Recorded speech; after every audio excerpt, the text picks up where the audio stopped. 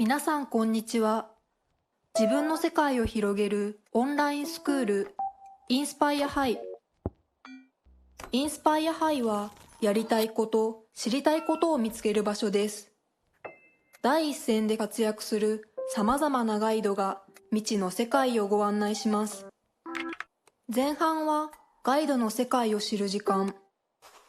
後半は皆さんが考える時間です。コメント欄ではガイドへの質問、感想も受け付けています。今回のテーマは台湾 IT 大臣オードリー・タンさんと考える社会はどう変えられる？コロナ対策で高く評価されている台湾。オードリーさんはマスクの在庫がわかるマップや予約購入システムを開発し、台湾の人々に安心をもたらしました。そんなオードリーさんはプログラマー出身。独学でプログラミングを学ぶ一方で中学校を中退。19歳の頃、シリコンバレーで起業。アップルなどの顧問を歴任した後、33歳でビジネスからの引退を宣言しました。開かれた政治を実現するため、最年少で入閣したオードリーさん。オードリーさんは社会を変えることについてどのように考えているのでしょうか。ガイドと一緒に考えましょう。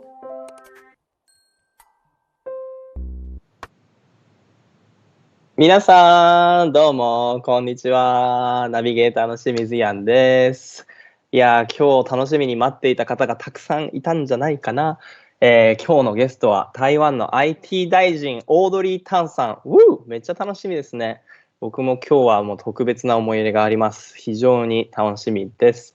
今はですね、日本語でやらせていただいてるんですけど、本日のセッション、基本的には進行を英語でさせていただきます。English, the language today will be in English. ちょっとした皆さん英語の勉強にもなるんじゃないかなと思って期待しています。ぜひ楽しんでいただけたらなと思います。なかなかね、英語ってね、学びたくてもめんどくさかったりしますよね。なので今日をきっかけに英語の素晴らしさを皆さん感じていただけたらなと思います。もう誰とでもコミュニケーションできるようになっちゃうのでね。はい。よろしくお願いします。でね、けどそれでもやっぱり英語には自信がないという方たくさんいらっしゃると思います。ですので、文字で、補助的に、要約していきます。本日のセッションを。これまでインスパイアハイに参加された方、いらっしゃると思うんですが、普通は、ガイドが前面に出るようなスクリーン構成でしたが、今回は下の半分が、要約の文章が入るようになります。ただね、めちゃくちゃAI を駆使したスーパースペシャルなボットを入れて全部を書いてるとかじゃなくて、ここの後ろで頑張って一生懸命、要約をしてくださっている人がいるのです。なかなかね、話の全部をキャプチャーできるかどうかはちょっとお約束できないんですが、皆さんの補助になるようなぐらいのですね、日本語を画面に表示していくので、それを、見ていただきながら今日のセッションからもう学べる限りのことを皆さんに学んでいただきたいなと思います。はい。あと何かアプリの不具合とか困ったことがあれば、概要ページに記載している問い合わせ先から連絡してください。そしてなんと嬉しいことに、今回インスパイアで初めてじゃないかな、超スーパー国際、セッションです。やはり英語ですからね。で、台湾の、ね、方々が今回たくさん参加してくださっています。なので僕の方からちょっと英語で挨拶させていただきますね。Everybody from Taiwan, hello. Thank you so much for joining us. We're so excited to have you because this is Inspire High's first truly global session inviting people from all over the world. And this is the first time we're attempting this in English. So it's my first time. So I may stumble, I may mumble, but I will not crumble. So please be excited for today's session. Please send your comments in from the comment section and I'll try to pick up as many as possible. And I hope you are as excited as I am for today's session inviting Miss Audrey Tang. よろしくお願いします。はい。インスパイアハイ、皆さん楽しむコツですが、コメント欄からの参加、ぜひお願いします。すでにね、皆さんたくさんのコメントいただいてますね。僕の方の手元でもこうやって見てます。I'm also checking the comments from where I am at through my phone. So please send in your comments, and I'll try to pick up as many as I can. There's so many people today that it's very difficult for me to follow everything, but I will try my best. それでは皆さん、let's start the session. Let's invite Audrey and let's get rolling. Hi Audrey, オードリーさん、こんにちは。Hi Audrey, how are you today? Hello, how's everyone? Good local time, everyone. Live long and prosper, everyone. Live long and prosper. So Audrey, where are you today? Can you hear me? Sure. I'm not only hearing you, I'm also hearing you as of about 10 seconds ago. So I'm now hearing two versions of you, just like in the movie Tenet. I'm in the administration office. I'm also hearing my own voice as I answer your first question. So it seems that we're having a lot of feedback, but from ourselves. And this is how my office looks like. It has a recording of our conversation, has a very large whiteboard, a wall that we use to project ideas. That's a projector, and some sofa as well. Awesome. So is that where you usually work from? So it is where I perform this kind of online interactions. It's my studio. My actual workplace is rather mostly in the social innovation lab, which is not a studio, but rather a park that everybody and their dog and their self-driving vehicles can visit me. Whoa, that's really cool. So how much of your time do you spend in that innovation lab? Every Wednesday from 10 a.m. To the late evening, I'm there and everybody can talk to me. And I'm also there every other Tuesday or Friday too, when I tour around Taiwan and use this kind of video conference to work with people. Wow. Has the touring portion become difficult because of the COVID? In Taiwan, we never had a lockdown. So the touring, while of course we all have to wear the medical masks that we ration out, but if we keep the mask on, if 3/4 of people wear it, the R value is always under 1. So it's all working pretty well. It never stopped. Awesome. So before I go into the topic of today's conversation, I just want to encourage both of us to have a look at the comments. So we got a lot of people joining from all over Japan as well as Taiwan, and I'm sure around the world today. And we got some comments coming in. Mona-san, Audrey, your English is so beautiful. Nikita-san is surprised that Taiwan didn't have a lockdown. We have a lot of questions already coming in. And Aotana-san has a comment to your innovation lab. Whoa, that's so cool. It's literally a park. Adi-san asking you to invite people to Taiwan. So we have a lot of comments. So everybody who's on the other side watching this session today, I encourage you to ask as many questions as you would like, and I'm going to try my best to pick them up. So please, we encourage your participation, and thanks for joining us today. So we touched slightly on the subject of the masks, and I was supposed to ask a quiz at the very beginning of this session today, but I completely forgot and went straight into the session. So I just want to speak a little bit about the mask map which you created. So in Japan, there's a lot of reporting that says that it took 3 days for the system to be created and then for you to deploy the data and so on and so forth and for it to spread. But can you tell us a little bit about what the mask map was and is and the process in which it came into being? Sure. The mask map, which is a map that we use to ration, is created by the civil society people, such as the GovZero initiative and so on.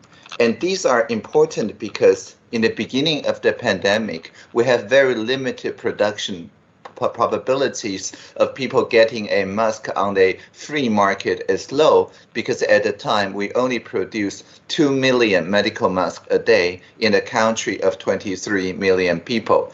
Of course, we will ramp up it to more than 20 million a day in the following months, I think by April or May. But in the first 3 months, there was a real shortage for the medical masks. Because of that, we devised a system where everybody can use their national health insurance card that covers more than 99.99% of all the citizens and residents too. And they can go to their nearby pharmacies, where the pharmacists are professional and trusted by the community, to get initially only 2 medical masks per week, and next 3 medical masks per week, and now 9 medical masks per 2 weeks, or if you are a child, then 10 per 2 weeks. This is important because the affordability and accessibility is more important than the number of masks you have. You can use, for example, a traditional rice cooker to clean the mask for reuse for a couple of days in the very beginning. But if only a small fraction of people have access to mask, then the virus will spread in the community. So people helped, instead of having to queue very long lines, you can see in real time where the pharmacies are, and if they are in green, it means they still have available stock. If they are in red, it means that it runs out of stock. You don't have to try arrow, and then it shows the number in real time, so that when the people queuing before you make a purchase, you can see the number go down just a minute by refreshing this map. And this map is created, more than 100 of them, created by the citizens. We just make sure that they have the real-time number, so everybody can hold this system to account. Yeah, we got a lot of comments coming in. Masaki-san, that is a great system. Tama-chan, that's so great. Yeah, we have a lot of people who are, I guess, astonished at the way that Taiwan has responded to this, and I am aware that that has led to global coverage over the way that Taiwan has, in a sense, contained the COVID pandemic, and the mask map being really extremely effective in realizing that. A lot of people are extremely they're mind blown by the speed at which it happened, and we have a lot of comments with 3 days with a huge exclamation mark coming afterwards. And I think what's really fascinating here is that it's a collaboration of a team of civic of I guess hackers who initially created the mask, and then a collaboration with the government, which further enhanced the credibility and trustability and usability of that. Do you think this is something that's unique to Taiwan, this level of collaboration between the people and the government? It's always like that for each major disaster, and Japan is not strange to that idea too. I mean, the application called Line was invented because of the large earthquake, and people need a way to keep communication open. Even if they run out of electricity, for example, they still can use the battery in their phone to send short messages to each other. So I'm sure with the typhoons and earthquake, Japanese people can understand how important it is for all the different sectors to come together. Just today, we have the anniversary of the major earthquake back in 1999. It's called the September 21st. And this is our National Disaster Prevention Day. On 9 a.m. and 21 minutes afterward, like 9:21, everybody's phone received this SMS that is a drill that reminds people to work together to work with the earthquake disaster prevention and timely response. So this is in our culture, and especially amplified around the turn of the century. Wow, thank you. So I want to pivot a little bit towards asking about your history, your personal history, and about your upbringing and your life. And so what I'm going to do is I'm going to ask the staff to bring up a little screen which describes your upbringing.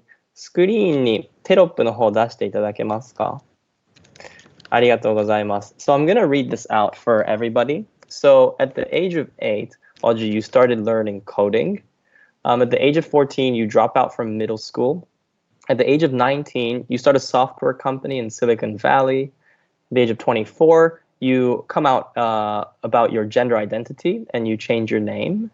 And at 33, you announce the end of your business career and become an IT minister. Is this accurate? Is there anything that's wrong here? I just want to make sure that we're not sending false information out into the world. Well, except that I'm not a IT minister. I'm a digital. You're a digital minister. IT, while being the enabling technology of digital, is actually different concepts. Digital is about the society, people-to-people relationship. IT is about the machine-to-machine relationships. Other than that, it is fine. I'm also happy that we fixed the feedback problem on our side. So this is good now. Good. I'm glad. I'm sorry about that. Yeah, you're right. So I think what's fascinating there is that the central component when you say digital is the people, whereas the central component when you say IT is just the machine. So we have a lot of people sending in a lot of comments. But it seems that the biggest point of fascination for everybody here is how you started programming at the age of 8, or you started studying programming at the age of 8. Can you tell us a little bit about what prompted you to do that?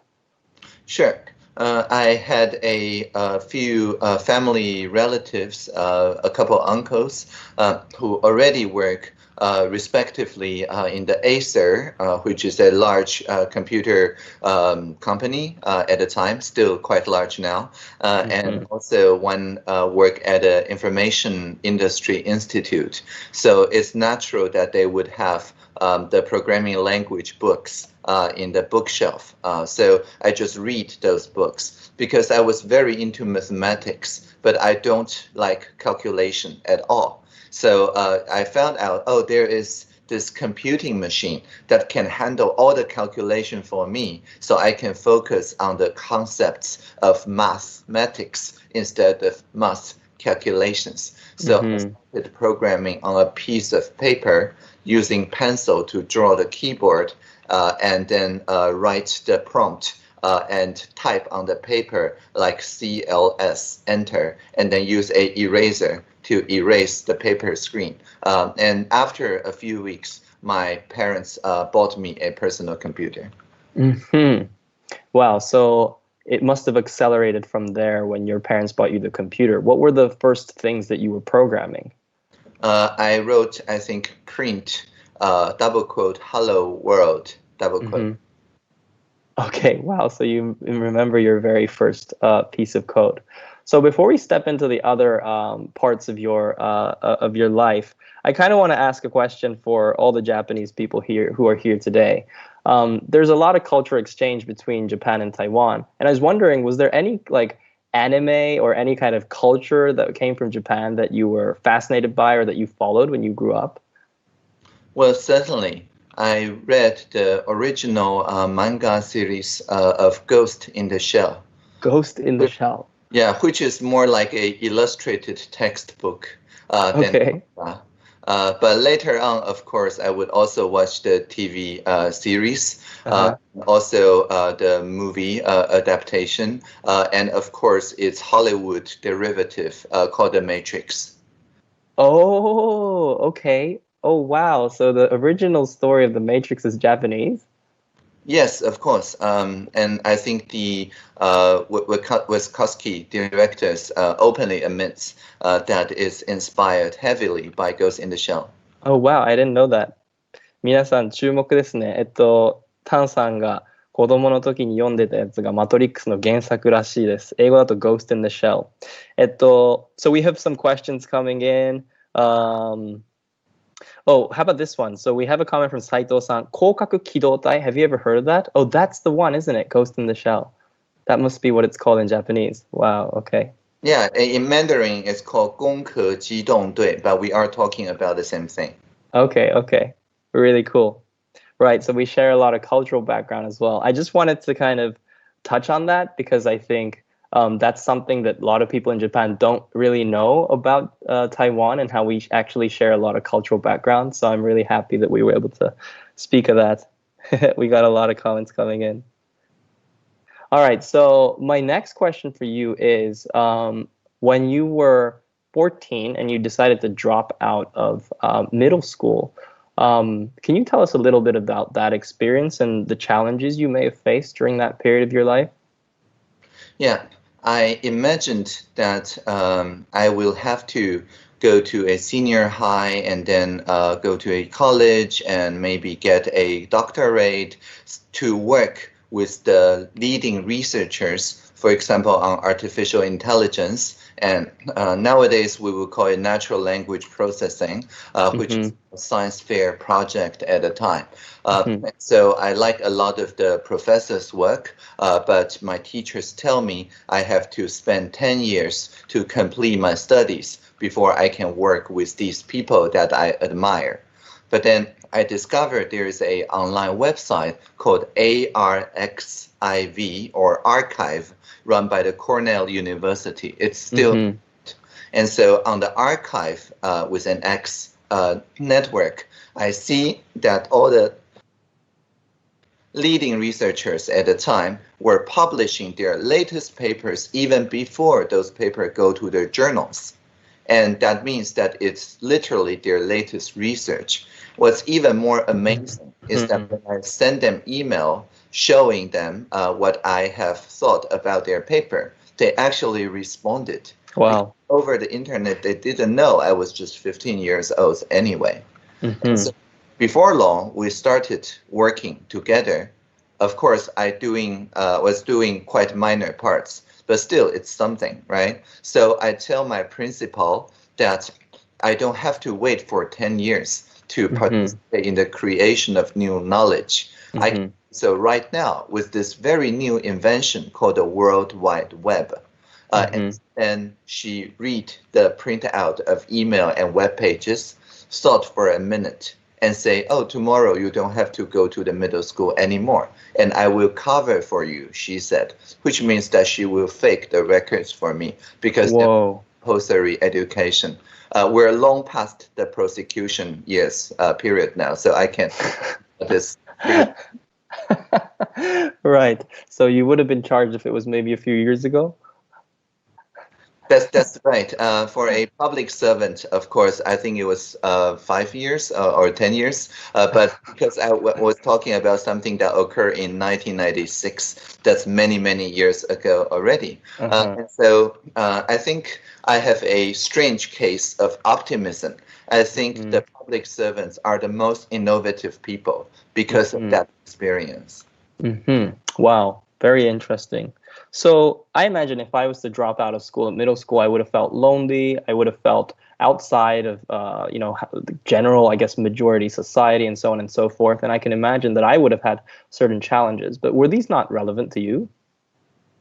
Not at all, because I just started attending university classes because I have a research topic in mind.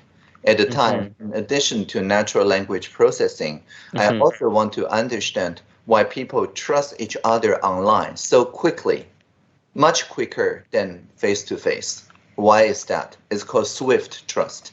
It's a phenomenon that all of us have experienced, but the psychological and social reason of that is not very clear at that time. It's also one of the research topics I'm interested in. So I also co-founded a few startups to work basically in the field of, for example, C2C auctioning and online like meta search engines and so on, just to understand why people behave so differently and how we can make sure people behave in a pro-social manner online. So nowadays, of course, we'll call it a social network or a social media, and so on. But these words were not invented back in '96. And so basically, I had a lot of community because it's a common question that's asked by many people around the time, the social entrepreneurs and the industrial people too. So you've embarked on so many different projects, starting with, before I'm sure you dropped out of middle school, but when you dropped out of middle school, you already had a research question which you wanted to pursue and understand.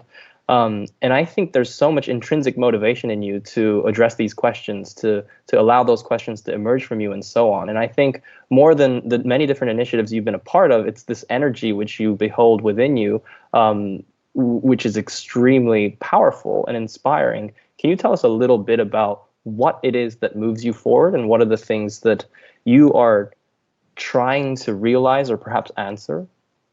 Yeah. I think there are two main questions that both motivates you and that I seek answer. The first one is, if people have very different positions and backgrounds, how may we arrive to common values? That's question one.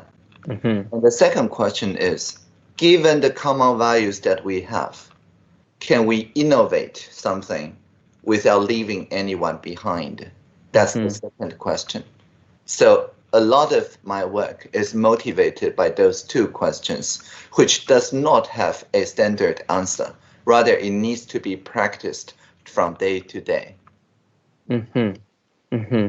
And how are these questions relevant to what you're doing today as the digital minister of Taiwan? For example, whenever there is a new technology arriving, people will think of very different uses. Like for self-driving vehicles, you can easily think of 1,000 different uses. Some of them are for economic prosperity, but then people worry that it will also make a negative impact on the environment. They think it should be used for environmental protection. Some of them may drive the science forward, but then some people may worry that this will disrupt the social equality to make people who enjoy less opportunity enjoy even less opportunity if those self-driving vehicles or 5G are only available in the highly developed municipalities and places. So for each emerging technology, there's at least 4 different positions. If you talk about the sustainable goals globally, there's at least 16 different positions on any new technology. And so that's relevant because the 17th goal of the SDGs are the partnership for the common goals.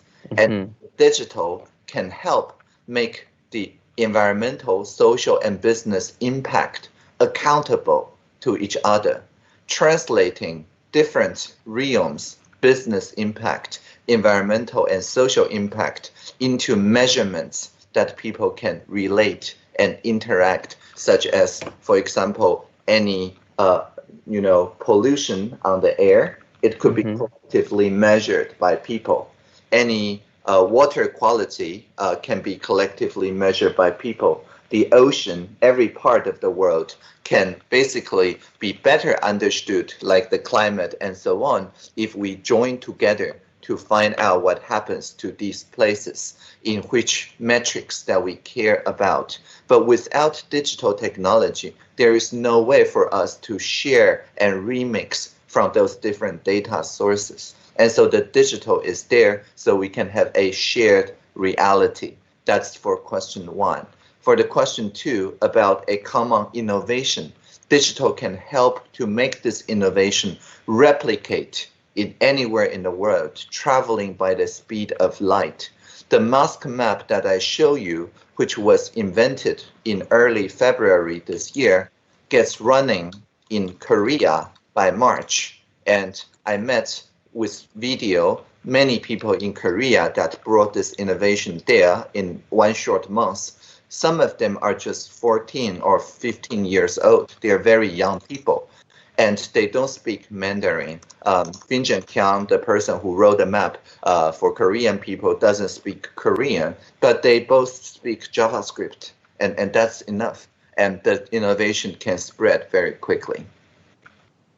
Thank you so much. There's a lot of things that I do want to ask, in being inspired from those what you just shared with us. But I want to move on to the output time because I want to provide everybody a time to think a little bit as well. And before we go into that, there's going to be a little video. 皆さん、ここまで参加していただいてありがとうございます。なかなか質問とか拾えなくてごめんなさいね。ここからですね、アウトプットの時間に、入っていきたいと思いますので、まず皆さん VTR の方をご覧いただきます。VTR の方は日本語になっているのでご安心ください。それではどうぞ VTR ご覧ください。ここからは皆さんが考える時間です。自分自身でアウトプットする時間と皆さん同士でフィードバックする時間があります。この時間はガイドの視点、自分の視点、メンバーの視点で物事の捉え方を広げることが目的です。今回のアウトプットテーマは、変えたい社会の風景を見つける。まずはガイドの考え方に触れてみましょう。Okay, Audrey, so today's output, the theme is creating new landscapes, 変えたい社会の風景を見つける. And what we want to inspire to the members that are here today is agency and empowerment. And the three sub-questions within this theme is, number one, what is one thing around you you want to change? Number two, how do you want to change that one thing? And number three, how do you think you can participate in that change? So how do you think you can create that change? And Audrey, so I want to ask you, how is there anything that you are working on right now that fits within the prompt of today's output? I think you're muted. Yes, you talk about creating a new landscape, but it occurs to me that I'm now occurring to you as well as the map in portrait mode. You are right. Landscape. So if I rotate, it becomes landscape. And so I think what this shows, rather, is a very simple idea that the web server, the person who code what you see, is not the one who has the final say to what you actually receive. There is agency even in your browser that you can use to make sure that you do not, for example, get addicted to, for example, the Facebook feed. I install on my browser something called a Facebook feed eradicator. It literally takes away the Facebook feed to me and replace it with a famous quote by a scientist or a philosopher. And the part of Facebook that makes people addictive is invisible to me. It's like an advertisement blocker. But then the part of Facebook that are active, for example, dialing to a live stream, starting a messenger conversation, or visiting a profile or a page, basically anything like I search for a hashtag and participate in conversation, it's intrinsic. But if you keep refreshing the feed, it's extrinsic. It's determined by the algorithm. So by installing an extension to take that away and only keep the intrinsic part, I regain agency in my relationship with Facebook. That is just one example. And you can do so too. Just search Facebook feed eradicator. So there requires the intrinsic motivation to create that change, I'm sure.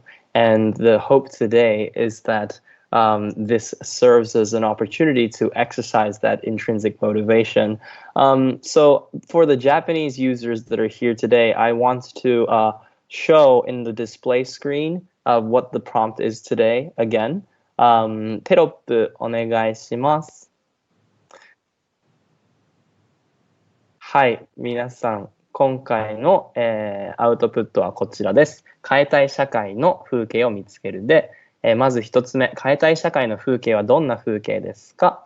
2、どのようにその風景を変えたいですか。3、どうしたらその変化を実現できると思いますか。皆さんぜひ主体的に考えてもらうきっかけになればいいなというふうに思いますので、よろしくお願いいたします。はい、テロップありがとうございました。はい、変な音声が流れてしまって申し訳ありません。So, I want to ask a little bit about your experience in Taiwan as you saw the change in law around transgender marriages in Taiwan.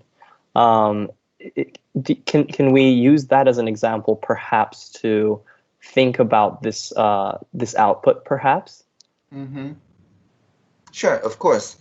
In Taiwan, just by way of context, last year we made sure that regardless of people's biological sex, they can marry, but there's an important difference. In Taiwan, before 2007, when two people marry, it could be through a social ceremony where essentially their families marry. It's just they are representatives of their families. But after 2008, it's married by registration only, which means the two individuals wed instead of their families wed. Mm-hmm. And I think in Japan, there's also such a generational difference when it comes to thinking about marriage, whether this is a family-to-family relationship or whether this is an individual-to-individual relationship. In Taiwan, if you are a homosexual couple, when you wed, you only wed as individual. Your families do not form kinship, like in-law relationships with one another. It may seem like a small thing, but it's important because we made sure that in Taiwan, when people marry each other, they understand it's their own choice to make. They must be of age of consent instead of like in the old days, like young girls who are 16 years old, even if they are not legally an adult, they can get married because their family basically agreed for them to marry. And this is, of course, not what we are looking for in the new generation. We also propose a change this year to, even for heterosexual marriages, to keep like 18 years old, no 16-year-old marriage for girls anymore. And so this is a direction, a new landscape for thinking about marriage. It's individual, not family-to-family relationship only. Yeah, thank you so much. So I think that offers some inspiration for the members today, or additional inspiration around thinking about landscapes that you want to change. In this case, that would be the system of marrying in Taiwan, and having a specific vision on how you would like that to change.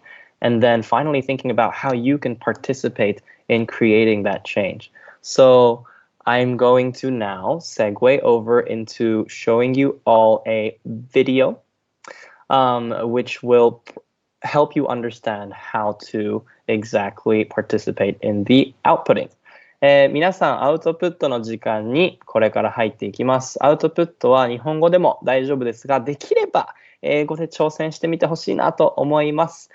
ここからアウトプットの時間になります。皆さん質問などいただいてますね。全部答えられなくて本当にすいません。後半でどしどし聞いていきたいと思いますので、まだ聞けてない、どうしても聞きたいやつがあればセーブして後で送ってください。それでは皆さんアウトプットの時間に入っていきます。VTR ご覧ください。ここからはアウトプットの時間です。この時間はガイドの視点をインスピレーションに自分なりに考えてみることが目的です。今回のアウトプットテーマは、変えたい社会の風景を見つける。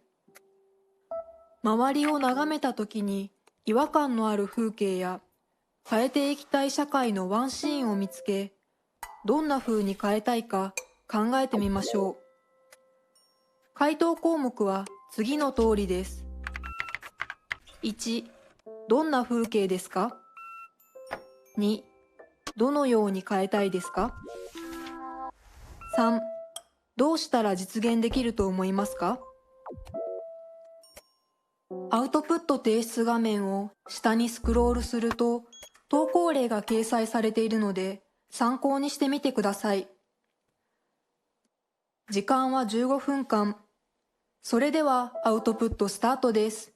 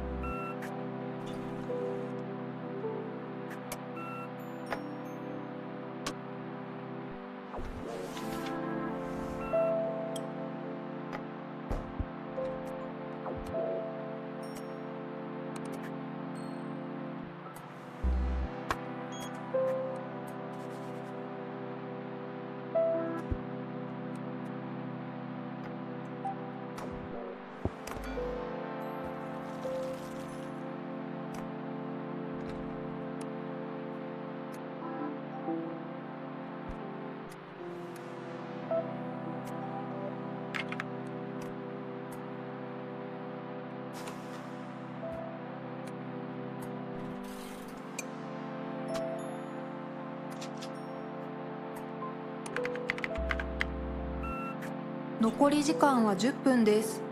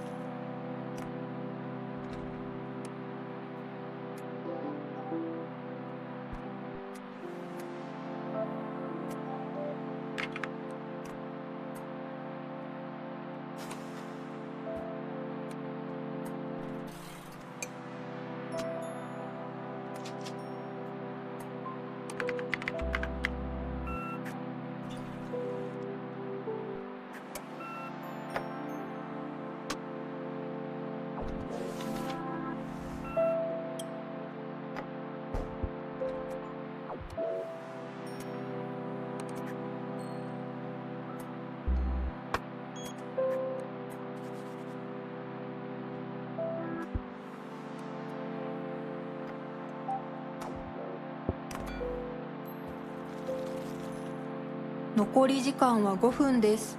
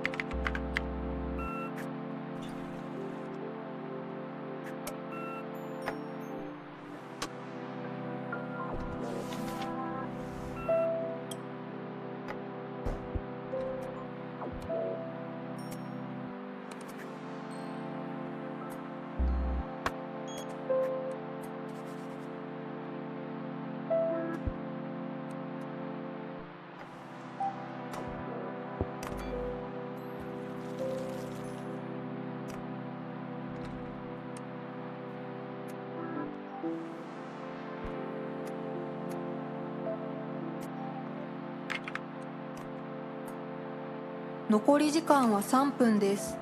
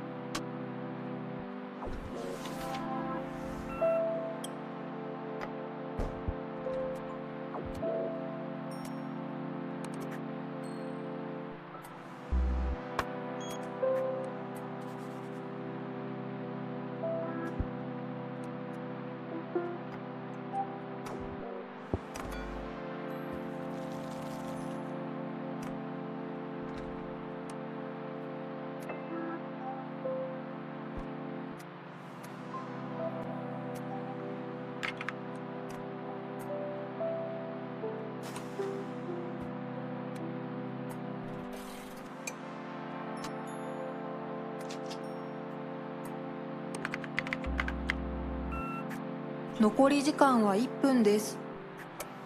まだ完成していないメンバーは途中経過を投稿しましょう。この時間が終わると投稿できなくなります。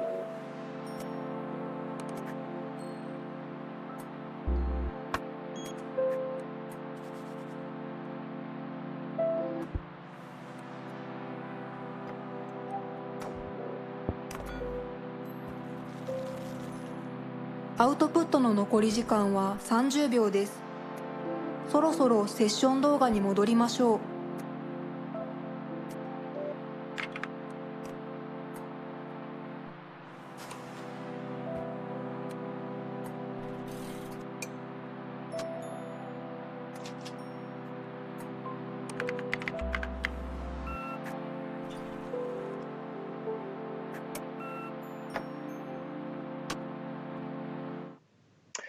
Okay, so everybody's worked on their outputs, made their submissions, and we have a lot of different works and views coming in, which we will touch on later. So from here, we start what is called the feedback time. So everybody submitted their work, and in Inspire High, we really value feedback. And so I want to ask you, how is feedback important to you in your work? You're muted. Yes, when we first rationed the masks, the system that the civic technologists devised actually hurt some pharmacies because they will collect the IC cards and then slowly swipe them and ask the customer to return in the evening to pick up the medical mask to save time. However, in our system, it will then show that they still have many masks available and gradually declining in number. And then people will show up thinking they still have some masks left, but actually they're just slowly swiping the IC card on behalf of their customers. Mm-hmm. And so it created a burden for the pharmacists to have to explain.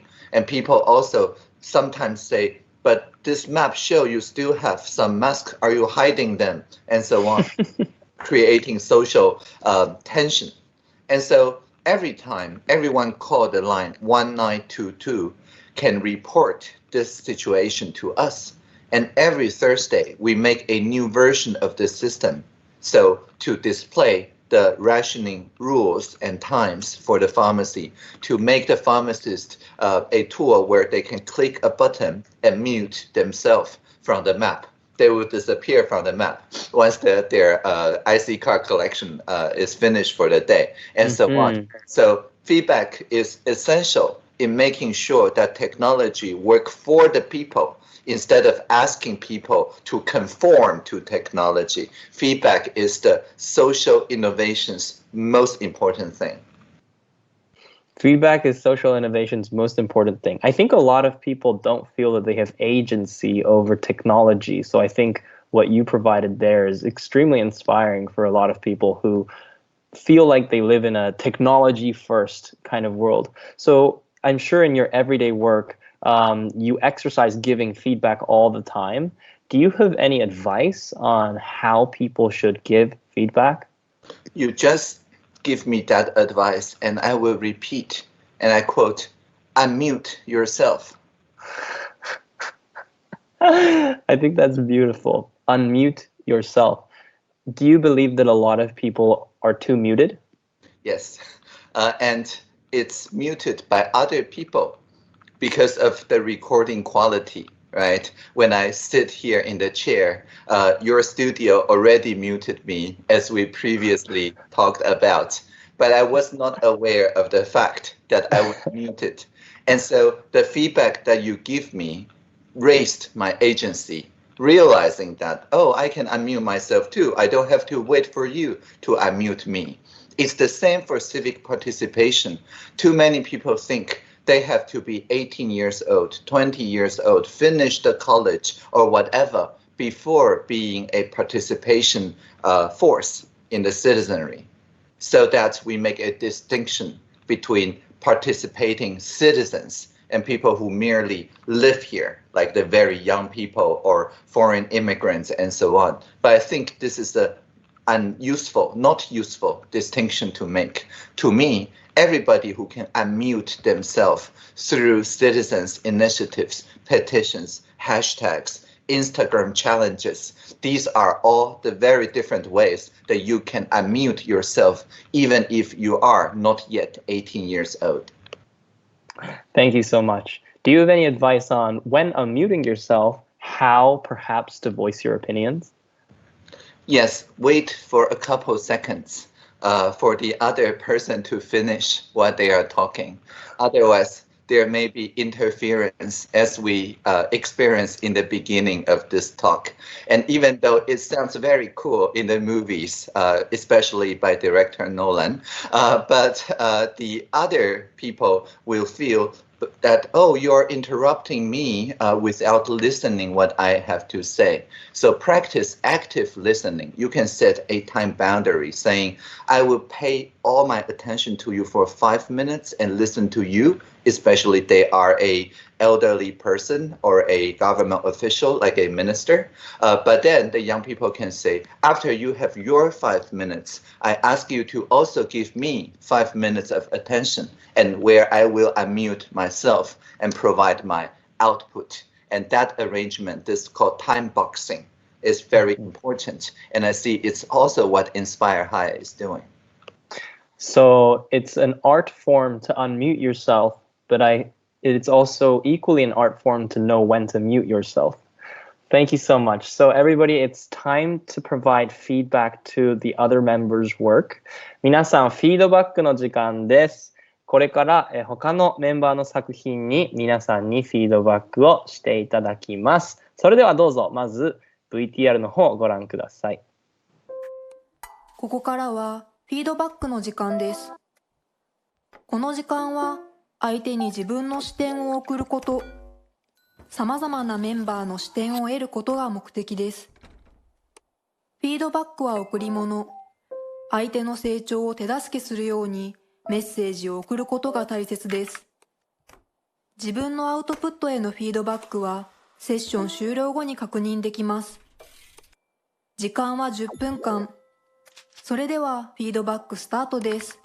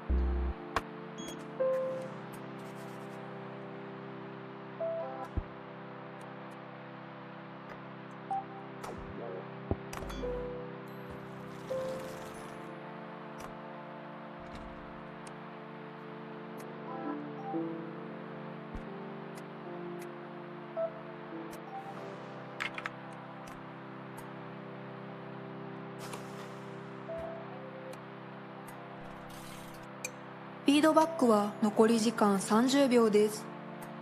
アウトプットを見ている場合は、セッション動画に戻りましょう。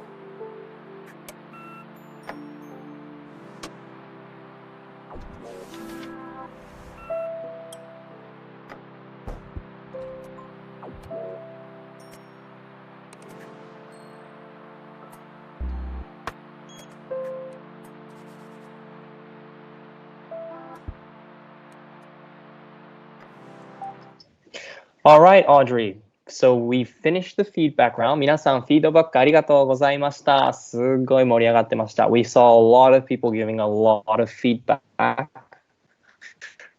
you so much, everybody, for your participation. So from here, we're going to be going over the works together with Audrey, and Audrey will be providing his feedback towards each one of your work. How exciting. So here we go. Let's start with this first piece. Okay, so this is the first one. It's in Japanese, so I'm going to translate. So in Japan, there's a lot of shoplifting in the world. In Japan, it's a problem. And in fact, they say Japan ranks as number 2 with the most shoplifting within a year. And the person who posted this wants to decrease that for the economic damage that it's causing.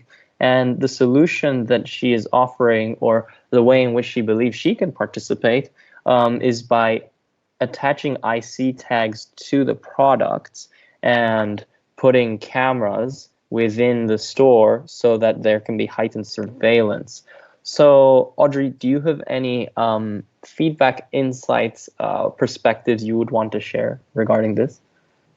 Thank you. Indeed, surveillance is a way to discourage people's behavior if it is purely for economic reasons, because surveillance is basically a threat that you will be fined, and the expectation of fining will make people less likely to shoplift. On the other hand, some people shoplift out of necessity or habit. That is to say, they're in it for the exhilaration of it, for the fun of it, basically, for feeling that, oh, I'm shoplifting, I'm a delinquent person, I'm cool. And that's one motivation, and that's intrinsic, and or that they really have an economic need, and of course they're driven by hunger or whatever. The hunger part, of course, with the social safety net, it's actually easier to address with community support, with no wasted food banks, and so on. We can reduce the hunger-based shoplifting. But the fun, like I'm breaking the law because breaking law is cool, that sort of shoplifting actually may heighten, because when you put the surveillance camera and so on in, it only prompts them to also learn about cybersecurity hacking, about even more ways to work around the system and become even more professional criminals.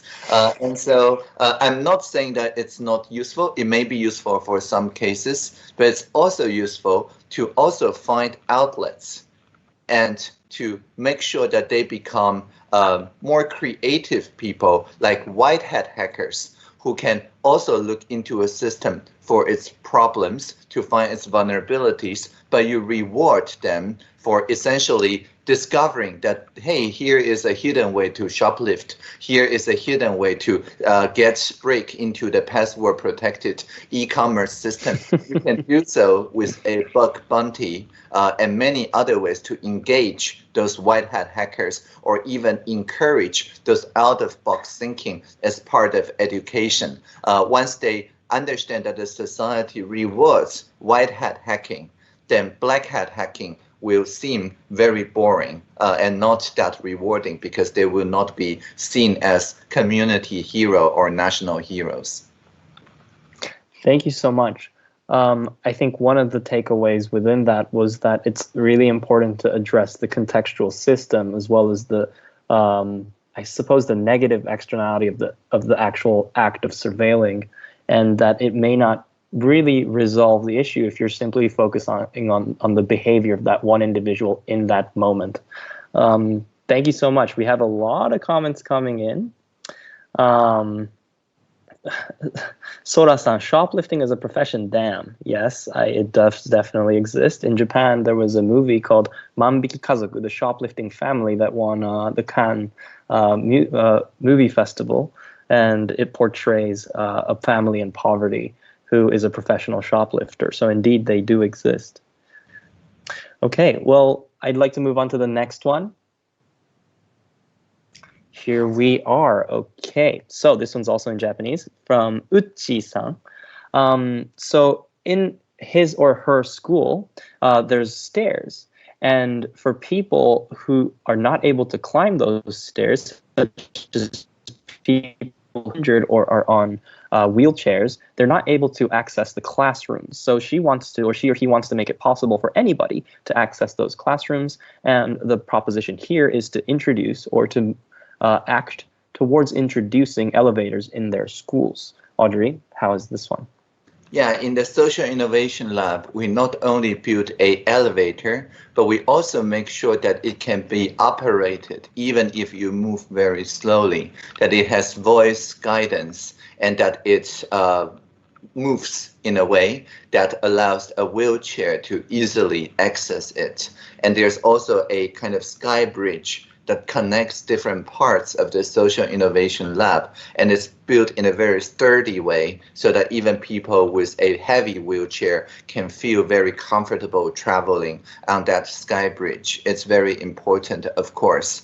But of course, there are also parts of the world, like very high mountains, where people want to experience, but it's simply impossible for a person in wheelchair to climb, for example, to the top of Taiwan, almost 4,000 meters high. It's very difficult. It's difficult even for able-bodied people.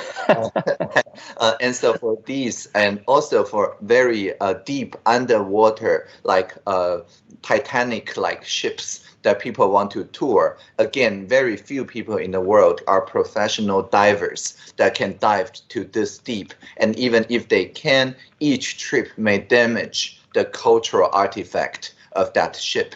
So what we do is that we build self-driving drones and self-driving robots that goes underwater and goes to the high mountains and relay the information with 360 cameras, so that people can put on their virtual reality glasses and still interact with those outdoor areas. And so this technology has been used in classroom as well. I personally taught people in high school and also primary school in a virtual reality space. And in there, I shrank my avatar to the same height as they are, so that we become more like classmates. They don't have to literally look up on me. And this is also how we can put ourselves into each other's shoes.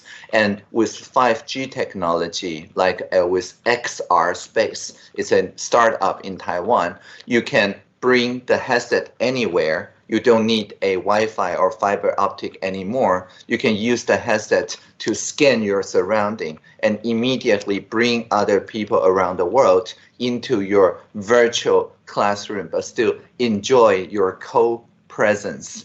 And this is, I think, very exciting area where digital can bring more people with different abilities who cannot travel that easily. Maybe it's all of us when we are 80 or 90 years old. It will happen to all of us. And that will still enable our social, even outdoor participation. So that drone example, as well as that digital room example, I think are great examples of technology, digital technology, allowing higher accessibility and flexibility for people to share experiences as well as engage in dialogue. And in the case of, for example, the drone going into the higher mountains or other 360 camera devices going into the deep sea, that also expands our ability to experience these. And there's everybody in the ideal world would have accessibility to those things. And in the example of the school, perhaps one innovative approach would be to go digital and allow everybody to participate inside that space. I think that's amazing. And there's a very lively discussion which is happening in Japanese on the comments within the app right now around how the difference in budgets among municipalities that allows or disallows this type of innovation to happen, as well as allowing or disallowing the implementation of elevators. And there was even an example that was being mentioned here around how the elevators are only accessible for teachers. So it's very interesting that we have like these types of examples or realities as well existing in our world today. Maybe you want to briefly respond to that. I would only say that in Taiwan, we consider accessibility like broadband accessibility, like elevator, is a human right. So it needs to fit everybody's needs. Actually, in our 5G deployment, we make sure that the spectrum auction, the money that the telecoms bid, they have a lot of extra money because we designed the auction this way so that we reward them to first put those co-presence technologies to the most rural, most remote places that has the least budget for this kind of accessibility, either online or offline, so that they will not be excluded from the rest of the country, but rather can be included through digital opportunity centers. And you are spot on when you say we can be all in the same classroom, because we also have a program where a large municipal university student pairs with their companion in remote or rural places and show them essentially the world, because they don't lack the broadband. What they lack is the understanding of the possibility that the broadband allows them to have. Thank you so much. I want to quickly move on to the next one. This is the third piece, and it's in English, and I will quickly translate for the non-English speakers. So let me open this up on my screen real quick. So Koichi Furuya-san. This is a picture of me studying agriculture. Agriculture income tends to be low, even though farms support our foods. 農業の収入が非常に低いと。2番目, number 2, introduce IT to agriculture to share information, develop new product routes, and improve productivity. Number 3, now I want to develop an application for agriculture. How is this one, Audrey? Yeah, I think this is great. In Taiwan, we also face an issue where the younger people are more interested in programming the drones than tending to the land.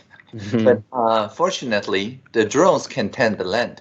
Not only they can help the spraying, the seeding, the harvesting, all sorts of issues, but also it makes sure that the young people, instead of just doing things like all day long, they can spend their time thinking about branding and hashtags and stories to tell and measuring environmental impact and communicating to those social responsibility programs of large corporations and universities while their robots help them to do the farming.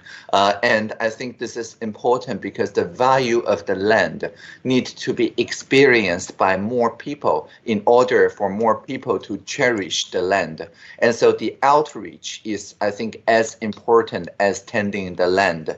If the part of tending the land is repetitive, that's where robots can help us. But robots cannot actually tell us their life experiences. Maybe they could about 50 years from now, but certainly nowadays we don't have robots that have a life experience as we do. And so we need to share our life experiences more. So I wish you the best with the app, and also make sure that your story is easily spread by other people. If it touches people, and each person on average share to more than 1 people, then you have a R value of above 1.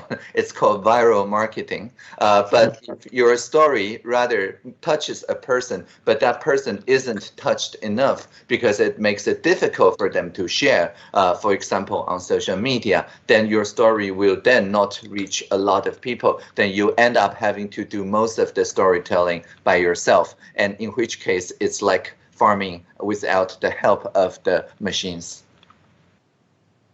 Thank you so much. So it's extremely important that you are also being seen and shared, and that there are other people who are, well, I guess this actually relates very much to your the concept of open transparency, which you hold very important into your in your activities.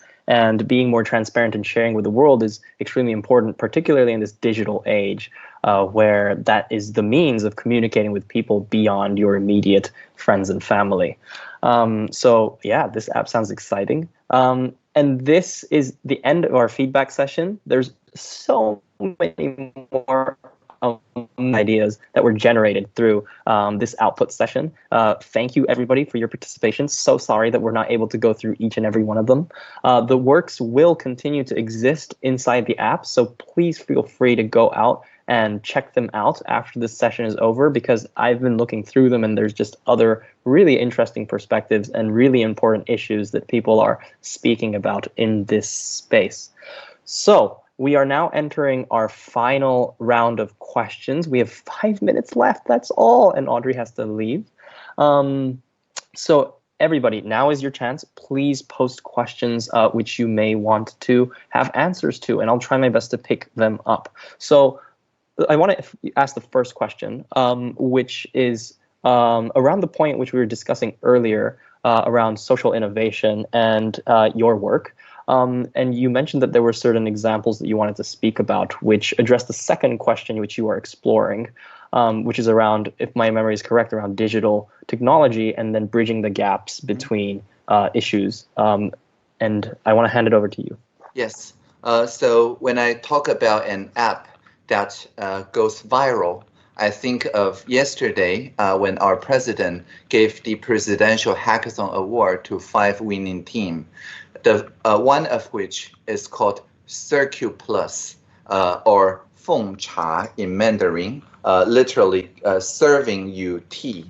And this is a culture in Taiwan where people can freely serve as refill stations. So instead of buying new plastic bottles, it shows how many people, wow, a lot of people now, actually that's 5,000 people more than yesterday, who downloaded this app, and how many plastic bottles they have reduced simply by looking around in this map and see which refill stations are nearby and which kind of water they provide, so that they can also rate and comment on the quality of the water. And just like Pokemon Go, get the coins by refilling at different water stations and redeem it for the specialty drinks and agricultural products that the partnering tea shops and so on are providing. So it's both a way for placemaking, for people to understand their culture around their community, but also a way to get people who get into the habit of buying plastic bottle to get into a new game where they're bottle to refill is just a part of the game, but after they participate in this game for 2 months, their behavior will change and they will no longer buy new plastic bottles and cause more sea waste, and rather they will do this in the entire carbon neutral way while getting plenty of water, which is important around this time of heat and extreme weather. Thank you so much. So that's a brilliant idea, and we have a similar app in Japan called MyMizu. So everybody check it out. So I have, I think, which will be the final question, which is, you inspire a lot of people through your activities and through your way of being, and a lot of people here today are asking the question of how can I also be somebody who impacts the world positively and makes positive change and changes the world. Do you have any words of advice? Yes. So I will quote my favorite poet, Leonard Cohen, who said, and I quote, "Ring the bells that still can ring. Forget your perfect offering. There is a crack in everything. And that's how the light gets in. So make sure that the next time you see a crack in something, maybe a chance of shoplifting, instead of doing anything that's for your personal benefit, write it up.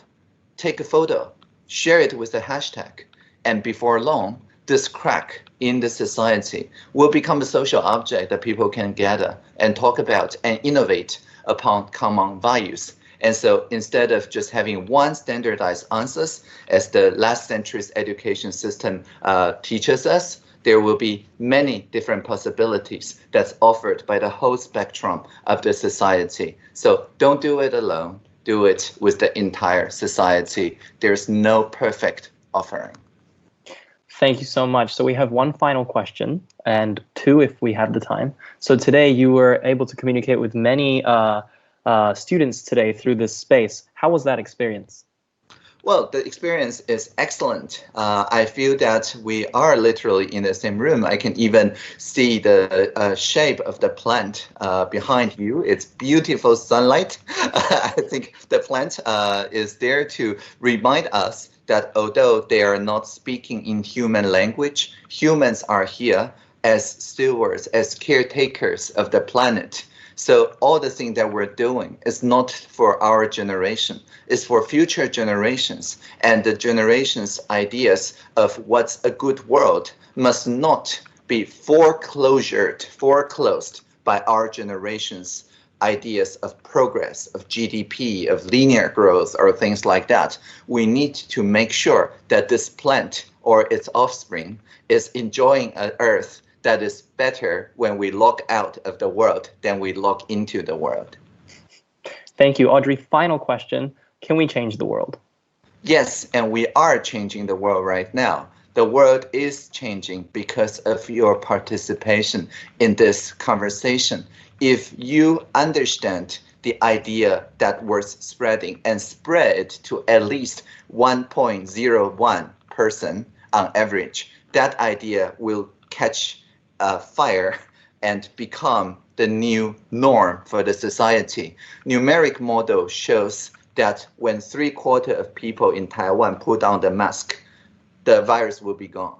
And people understood the logic and then understand the epidemiology and did whatever we can to get 3/4 of people masked as quick as possible. That's why we won against the coronavirus with no lockdowns.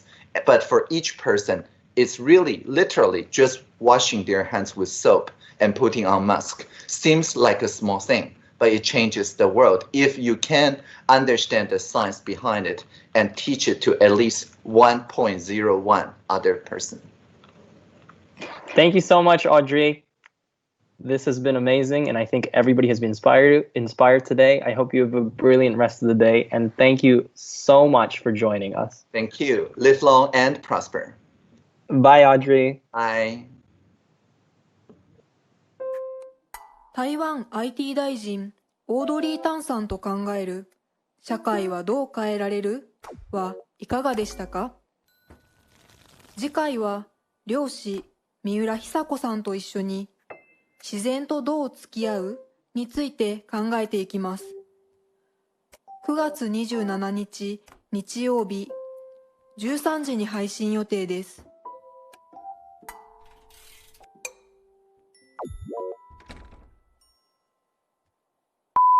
単純に私が就職活動に対して疑問があって、なんでその黒いスーツとかを着てなんかその個性を消してその就活をするのかっていうのを思ったんですよ。ボランティアに来たきっかけは大学のゼミでその被災地のボランティアに行っていて、でその時初めて陸前高田に来たっていう形。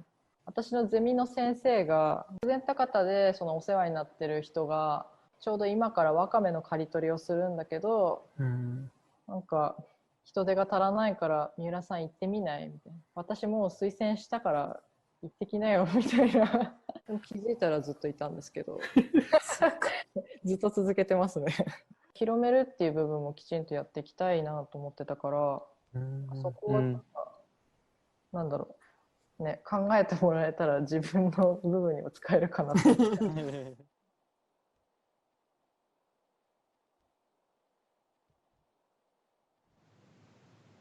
皆さんどうもこんにちは。ありがとうございました。今日のナビゲーターをさせていただきました清水イです。いつもやってます。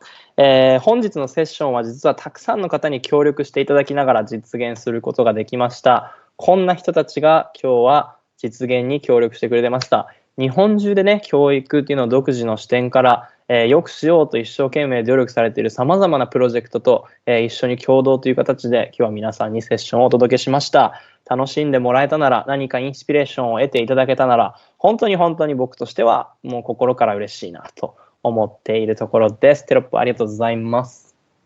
はい、皆さんいかがでしたか？よかったらコメントで感想とか教えてください。もう僕はもう終始インスピレーションを受けっぱなしでしたけど、いや本当にすごかったですね。どんなところが楽しかったですか？どんなところに刺激をもらいましたか？ぜひ皆さんのご意見お聞きしたいです。ありがとうございます。コメント超嬉しい。とてもいい機会でした。最高です。ありがとうございました。参加できてよかった。本当によかったです。本当にすごいデジタルっていう分野にすごく知識を持っているっていうだけではなくて、さまざまな視点を織り交ぜることでより良い社会が生まれるんだっていうところが本当に一貫していて、彼の追求している問いの2つも、1つ目がどうやって分断のあるような問題を解決へと導くことが、つなげることが、進めることができるのかっていうことで、2つ目がイノベーションを使ってそれをどうやってより促進できるかっていうことだったと思うんですけど、そこをブレずに追求されているオードリーさんの姿、かっこいいなって本当に思いました。もうたくさんコメントくれて本当にありがとうございました。本当にごめんなさいね、皆さん拾いきれなくて。けどみんなコメントくれてる、超嬉しい。アウトプット楽しかったです。リサさん嬉しい、よかった。えなみさん、結婚の制度が日本と全く異なっていることは新しいですね。本当に。しほさん、unmute yourself。これすごい良かったですね。僕がずっとオードリーさんにミュート解除してくださいっていうのをunmute yourself って言ってたんですけど、それをもうそのまま言われて、フィードバックどのようにすればいいですかって言ったら、イアンさんが言ってたことをそのままお返しします。unmute yourself って言ってたんですけど、そうですね。自分のミュートボタンを消す。やはり一言でも発信していく。これが大事なんだっていうことを、ずっとおっしゃってたなっていうのは確かに印象的でした。リサさん、デジタル観点からならではの新鮮なアイディアが多くてびっくりしました。そうですね、もうデジタルっていう領域が一つのツールって考えて、それをどういうふうによく、もっといい世の中を、もっとインクルーシブな世の中を作れるのかっていうところで、発想を膨らませていくと、なんか様々な活用方法があるんだなっていうのを僕も改めて感じることができました。皆さんもそうだったかなと思います。ありがとうございました。楽しかったね、本当に。あやねさん、同世代の人がこんなにたくさん世界を変えようとしてて、本当に世界は捨てたもんじゃない変えられると思いました。よかった。今日の僕の個人的なテーマはエンパワーメントで、どうやって皆さんにより主体的に何でもできるんだっていうことを感じてもらえるかっていうところがテーマだったんですけど、少しでもそれの実現になればよかったなと思ってます。ももかさん、オードリーさんもイアンさんも翻訳してくださった方もありがとうございました。はい、このバックグラウンドで、翻訳をずっと頑張ってくれた草本さん、本当にありがとうございました。もう指がお疲れだと思いますけど、よく休んでください。よく冷やして休めてください。あやかさん、英語を勉強しなきゃ。この英語ね、本当に喋れるだけでやはり世界が広まりますよね。日本の全人口とは日本語で喋れますけど、英語で喋れるだけでね、その10倍以上の人と世界中で話せることができるようになるので、そう考えると英語ってやはりすごいですよねって本当に思います。はい、皆さん、最後のいくつかですね、お伝えしたいことだけを伝えて、今日は以上とさせていただきたいと思います。自分の作品や他の人の作品、今日本日皆さんいろんなアウトプットを提出していただきましたが、セッション終了後も作品ページというところから見ることができるので、よかったらぜひチェックしてみてください。あと配信後間もなく、実はもう今からなんですけど、Zoom で今日のセッションの感想会っていうのをやります。もう自由に皆さん参加していただいて、そこでいろんな話を一緒にするっていうところです。まさにね、オードリーさんが言っていたこうディスカッションが大事っていうことですが、そんな感じのディスカッション、会話をフリーで行っていきます。今日は僕も参加するので、よかったら皆さんこの後ぜひご一緒してください。リンクは概要ページとあと LINE でですね、お送りしますので、そこから見てください。次回のセッションは、三浦久子さんです。来週の日曜日ですね。次の日曜日かな。はい、岩手の船の上から漁師ですが、女性で漁師、非常にレアですね、が岩手の船の上からお届けしてくださいます。はい、しかも、テーマが、自然とどう向き合う、どう付き合う、だったと思うんですが、非常に面白いテーマですね。最後、オードリーさんも、次の世代のことを思うことが大事なんだ。次の世代が生きられるように環境を大切にすることが必要なんだというようなことをですね、僕のこの画面の後ろに映っている木を見ながら言っていたんですが、そのテーマにも触れられる非常に、楽しみな、セッションですね。僕も、どんな話が出るのか、漁師さんと普段つながれることなんてないじゃないですか。超楽しみです。キラリさん、岩手は母の実家で、そうなんですね。ルイさん、船の上？そうなんですよ。はい、船の上から僕もねあんま想像できないんでめちゃくちゃ楽しみです。船すごい、そうなんですよね。はい、シングさん頑張るよって言ってくれてますね。はい、せやさんズーム行く人いいねしてって書いてありますね。僕行きます。Aaron Huang さん I will learn Japanese in the future, it's cool. Yes, please do, and then we can have more cultural exchange and we can innovate together. That'll be super exciting. So yes, and then someday come to Japan and we can all vibe together. Awesome. OK。よっしゃ。それでは皆さん、今日はこんなところでコメント本当にありがとうございました。自分の顔を映ってはい、楽しかったです。皆さんも楽しんでいただけたらな、少しでも世界がエクスパンドしたなら、インスパイアを与えられたなら、僕としては幸せです。また、これからもインスパイア、はい、よろしくお願いします。また来てね。I'll see you again. Bye bye.